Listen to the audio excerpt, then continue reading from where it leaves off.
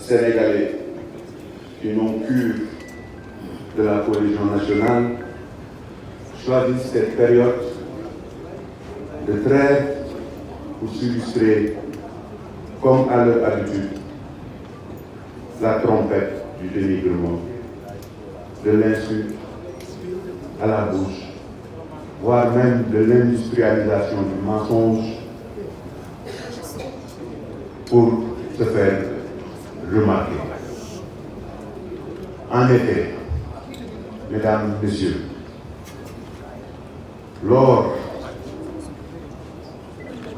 de leurs nombreux points de presse intempestifs, un des membres de Yewwi Askan Wi, déjà condamné par l'opinion publique pour ses mœurs viles et ses fréquentations peu recommandables, je veux citer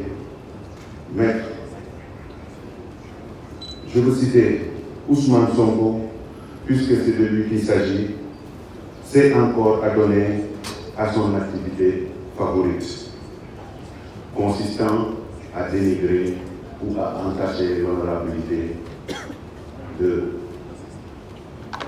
citoyens engagés dans un combat politique ou engagés dans un projet de société.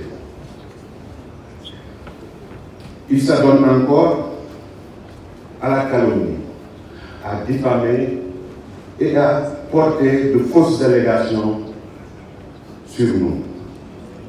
Ousmane Sonko, dans son exposé, dit détenir un rapport de l'IGE, Inspection Générale d'État, qu'il m'aurait épinglé, rapport relatif au marché passé par le programme des domaines des activités communautaires pour la construction des domaines agricoles communautaires.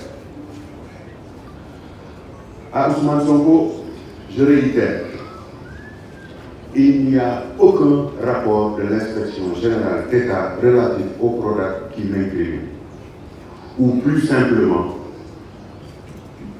qui me désigne comme responsable d'une quelconque faute à fortiori d'une infraction.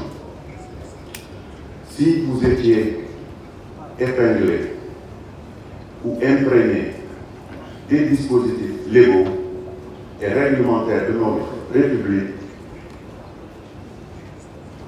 et qu'il était plus présent à la mairie de Ziguinchor ou aurait compris le fonctionnement de l'État, il ne dirait jamais de telles allégations. Monsieur Sonko ignore ce que c'est la tutelle. Monsieur Sonko ignore ce qu'on appelle le pouvoir de la tutelle. À plus forte raison d'avoir une responsabilité. En tant que ministre de tutelle, il m'était impossible de m'immiscer dans l'administration du Prodac.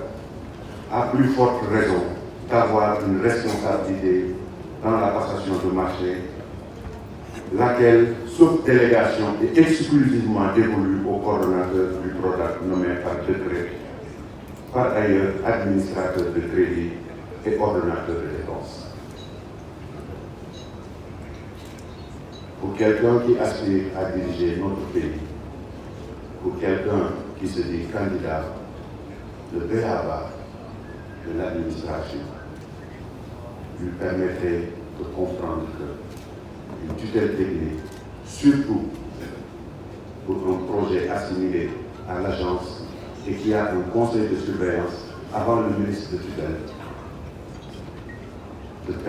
de pareils exercices de détournement ou d'infraction ne peuvent pas se faire. Et pourtant, malgré tout cela, lorsque des rumeurs de prétendues malversations ont occupé l'actualité liée à ce marché suite à une mission de vérification que moi-même j'avais demandée, en ma qualité de tutelle technique, sollicité auprès du ministre en charge de l'économie et des finances, j'ai offert ma démission.